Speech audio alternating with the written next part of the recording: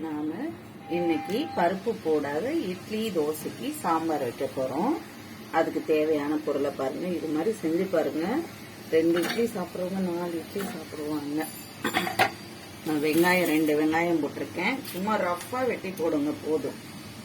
ரொம்ப சின்னதாலாம் வெட்டி போட வேணாம். தக்காளி ஒரு 3-4 தக்காளி போட்டுக்குங்க. இது ஒரு 4 பேர் 5 பேர் சாப்பிடலாம். நீங்க பருப்பே போட வேண்டாம். பருப்பு போடாதையே இந்த சாம்பார் வச்சு பாருங்க, சூப்பரா இருக்கும். எப்பவும் நம்ம பருப்பு சாம்பார் தானே வைக்கிறோம் இட்லி தோசைக்கு. இது மாதிரி ட்ரை பண்ணுங்க. நான் இன்னைக்கு ஒரு 4 தக்காளி, நல்ல பழமா இருக்கிற தக்காளியா ஒரு 4 தக்காளி சும்மா ரஃபா வெட்டி போடுங்க. பாருங்க, உருளைக்கிழங்கு அதே மாதிரி ஒரு உருளைக்கிழங்கு சும்மா அதையும் ஒரு ரஃபா வெட்டி போடுங்க. கேரட் 1 தோல் சீவி வச்சிருக்கேன், அதையும் இப்படி ரஃபா வெட்டி போடுங்க. அதே மாதிரி கத்திரிக்காய், ஒரே ஒரு கத்திரிக்காய். உங்க வீட்டுல எது இல்லைன்னா வெறும் உருளைக்கிழங்கு மட்டும், உருளைக்கிழங்கு வெங்காயம் தக்காளி மட்டும் போட்டு கூட செய்யலாம். இப்ப இருக்கு, இதெல்லாம் இருக்கிறதுக்கு இந்த காயெல்லாம் போடுறேன்.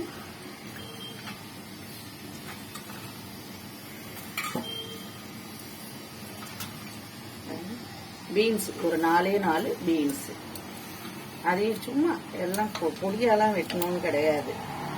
நம்ம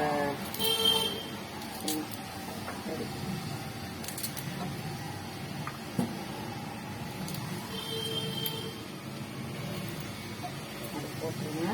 4 பீன்ஸ்,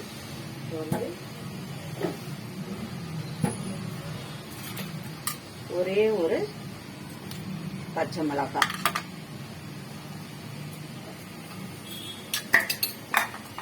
மிளகாத்தூள். நான் சாம்பார் மிளகாத்தூள் தான் போடுறேன். நீங்க காரத்துக்கு ஏற்ப போட்டுக்கோங்க. நான் 1 ஸ்பூன் போடுறேன். காரம் உங்களுக்கு எப்படி காரம் பிடிக்குமோ அது மாதிரி போட்டுக்கோங்க.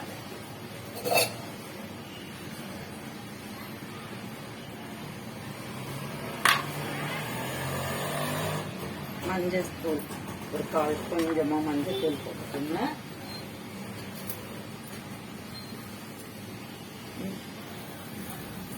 ஜீரகம் சும்மா கொஞ்சம், ஒரு குட்டி ஸ்பூன்ல 1 ஸ்பூன் போட்டிருக்கேன் ஜீரகம். அதோடைய நம்ம கருவேப்பிலை போட்டுக்கலாம். அவ்வளவுதான். இப்ப தண்ணி ஊற்றி குக்கரை மூடி வச்சிருவோம். இப்ப இதுக்கு தேவையான அளவு நம்ம தண்ணீர் ஊற்றலாம். தண்ணி ஊற்றிட்டு குக்கரை மூடி ஒரு 3 விசில் விட்டுருங்க. 3 விசில் விட்டதும் நம்ம எப்படி செய்யறதுங்கிறத பார்க்கலாம். இப்ப நம்ம சாம்பாரை தாளிச்சிடலாம். அதுக்கு ஒரு 2 ஸ்பூன் எண்ணெய் விட்டுக்குங்க.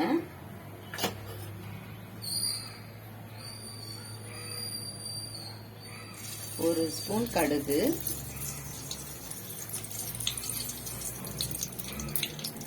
ஒரு ஸ்பூன் உளுந்து,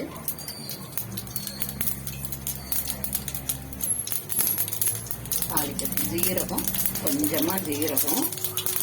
உங்ககிட்ட சின்ன வெங்காயம் இருந்ததுன்னா சின்ன வெங்காயத்தை நைஸா கட் பண்ணி வச்சு தாளிங்க, ரொம்ப நல்லா இருக்கும். என்கிட்ட சின்ன வெங்காயம் இல்லை, நான் பெரிய வெங்காயம் தான் போடுறேன். ஒரு வெங்காயம் கட் பண்ணி வச்சிருக்கிறேன்.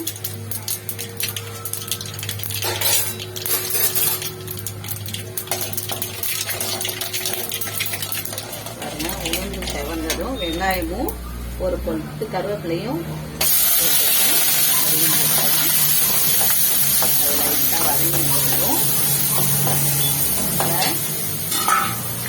நம்ம குக்கர்ல வேக வச்சு இப்படி வெந்துட்டு பாருங்க, நல்லா வெந்துருச்சு.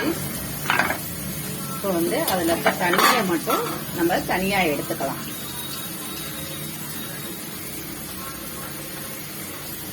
அது கீழெல்லாம் ஊற்ற வேணாம், அப்படியே வச்சிருங்க. தனியா எடுத்து மட்டும் வைங்க. அப்படியே எடுத்து வச்சுட்டு இது மாதிரி மத்து இருந்ததுன்னா இப்படி நல்லா நசுக்கி விட்டுருங்க. பாருங்க, நல்லா காயெல்லாம் குக்கர்ல வெந்திருக்கு இல்லையா, இப்படி நசுக்குனாவே நசுக்கிடும்.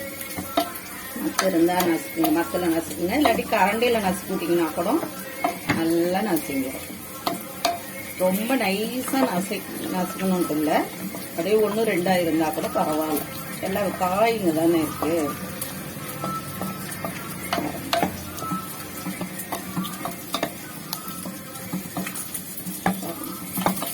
அவ்வளோதான், இந்த மாதிரி நசுனாவே போதும். இப்போ இந்த வதக்கி இல்லைங்களா, அதில் இதை போட்டுக்கலாம்.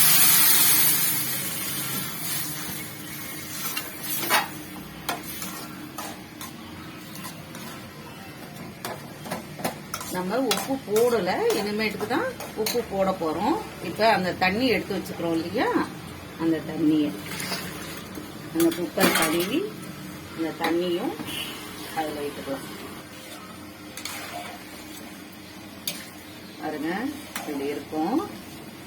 இப்போ இதுலயே நம்ம ஒரே ஒரு ஸ்பூன் இட்லி மாவு இருக்கு இல்லையா, இட்லி மாவு ஒரே ஒரு சின்ன இந்த அளவு போதும். இட்லி மாவை நல்லா தண்ணி விட்டு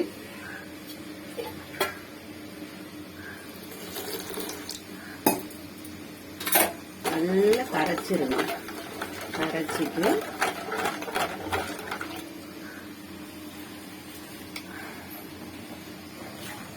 ஃபர்ஸ்ட் பார்க்கறதுக்கு கொஞ்சம் தண்ணி மாதிரி இருக்கும்.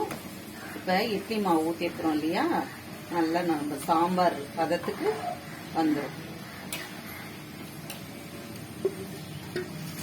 சும்மா ஒரு ஸ்பூன் ஊற்றுங்க, நிறைய ஊற்ற வேணாம். இட்லி மாவு ஊற்றுனதே நமக்கு தெரியாது, அப்படி இருக்கும் சாம்பார். இந்த சாம்பார் செஞ்சு சாப்பிட்டு பாருங்க, ரொம்ப டேஸ்டா ரொம்ப நல்லா இருக்கும். இட்லி உப்பு போட்டுக்குங்க. உப்பு போட்டுட்டு உங்களுக்கு உப்பு காரம் புளிப்பெல்லாம் கரெக்டா இருக்கான்னு பார்த்துக்குங்க.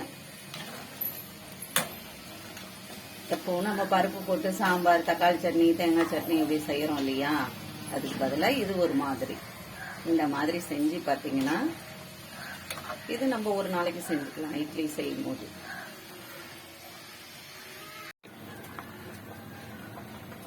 இப்ப நல்லா கொதி வந்துருச்சு பாருங்க. சாம்பார் நல்லா நமக்கு தேவையான அளவு திக்னஸும் கிடைச்சிருச்சு. இப்போ வந்து நம்ம கொத்தமல்லி போட்டு இறக்கிடலாம். அவ்வளோதான், வேலை முடிஞ்சிருச்சு. அப்போ இட்லி வச்சு